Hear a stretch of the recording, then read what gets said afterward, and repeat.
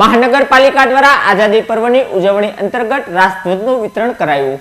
આગામી તારીખ 13 ઓગસ્ટ થી 15 ઓગસ્ટ દરમિયાન આઝાદી પર્વની ભવ્ય ઉજવણી ભાવનગર શહેરમાં થવાની છે, જે ઉજવણી અંતર્ગત મહાનગરપાલિકા દ્વારા નીલમબાગ સર્કલ ખાતે રાષ્ટ્રધ્વજ વિતરણનું આયોજન કરવામાં આવ્યું હતું। આ પ્રસંગે મેયર ભરતભાઈ બારડ, શહેર પ્રમુખ અભયભાઈ ચૌહાણ, સ્ટેન્ડિંગ કમિટીના ચેરમેન રાજુભાઈ રાબડિયા સહિતના મહાનુભાવો ઉપસ્થિત રહ્યા હતા, જેમણે રાષ્ટ્રધ્વજનું વિતરણ કર્યું હતું।